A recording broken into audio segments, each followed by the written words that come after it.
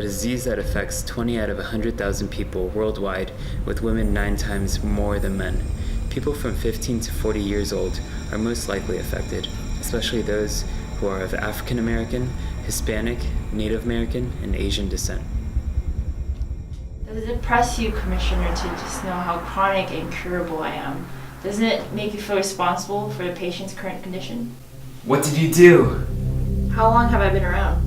What difference does that make? Well, depending on time, I may be in one spot or several. A rheumatic inflammatory disease that affects a person's skin, joint, kidneys, lungs, heart, nervous system, blood, and mucous membrane. How exactly are you going to do that? I'll create antibodies against the patient's own cell anywhere in their body. They'll experience fever, fatigue, weight loss, joint pain, arthritis, skin rashes, renal disease, and pulmonary involvement. I know you can affect many organs of the body, but you rarely affect them all. All I know is you present as changes in the body that result from immunological changes associated with deposits of immune complexes within tissues of the body. You can get the whole body involved by causing tenosynovitis that eventually ruptures tendons, and even cause swan neck deformities and ulnar drift. I see here you can also get the central nervous system involved. Why would you do that? Emotional instability, psychosis, seizures, cerebrovascular accidents, cranial neuropathy, peripheral neuropathy. It's like you don't even care. You're a real handful, you know that? If we're gonna play games, I'm gonna need a cup of coffee.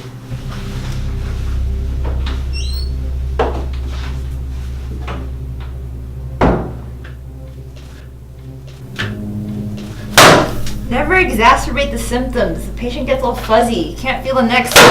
See? You wanted me. Here I am. I wanted to see what you do, but you disappointed me. You let 5 in 1,000 people become affected. Even for a disease like me, that's cold. There's strong evidence pointing towards you in this case. The patient exhibits a butterfly rash on his face, ulcers in his mouth, displays a sign of photosensitivity, and there has been multiple seizures in the hospital. The urinalysis found that the patient to have more than a half gram of proteins in the urine every day. Those other diseases want the patient dead so they can get back to the way things were. But I know the truth. There's no going back. I've changed things forever.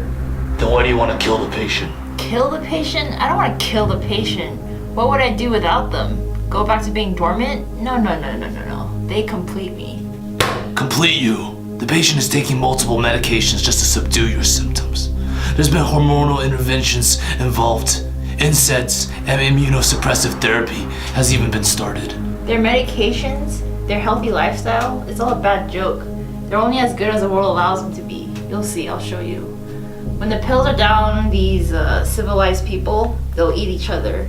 See, I'm not a monster, I'm just ahead of the curve.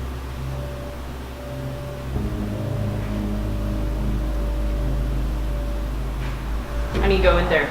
No, he's got it under control. Don't worry about it.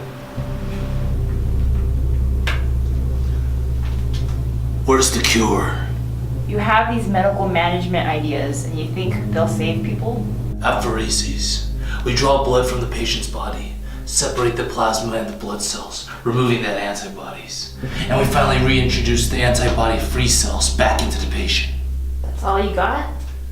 Stem cell transplantation. The only sensible way to live in this world is without control, and tonight the patient's gonna lose control of their immune system.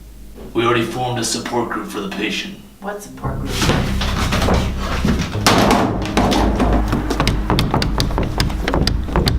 Where are they? Where are they? You have nothing. You have nothing to threaten me with. But don't worry. I'm going to tell you where they are. All of them. And that's the point. They're at 19555 North 59th Avenue, Glendale, Arizona.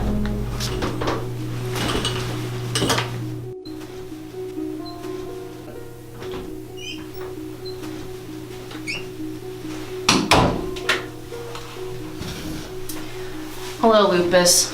My name is Erica Tran, and I'm your student physical therapist involved in the patient's care.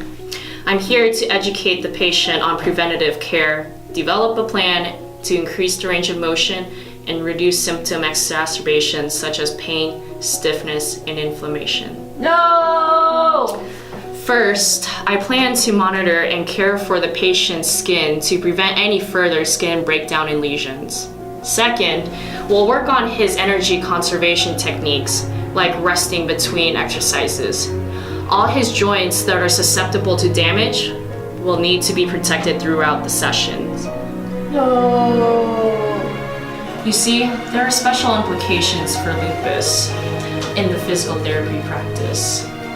I will have the patient utilize aerobic exercises such as walking on a treadmill with a graded incline to decrease fatigue levels.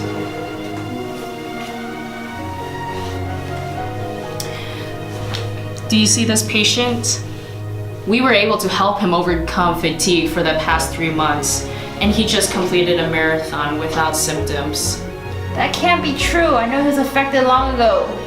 During the subjective interview, he informed me he had a medical history of rheumatoid arthritis. Ah, yes, the high comorbidity rate.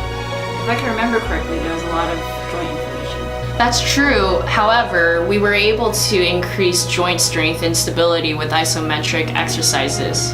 If he had little joint inflammation, we would do isotonic exercises. No matter what happens, we always have a plan. Now, Dr. Tran, did you have a plan for the red flags? Of course. If the pain lasted for more than 1 to 1.5 hours following activity, then the patient would stop. Also, if this was a female patient and was during pregnancy, let's say, lupus could increase the risk for miscarriage. But I would consult the rheumatologist and obstetrician before conceiving. It always comes back to patient education, Lupus. All right, thank you, Lupus. I will see you again.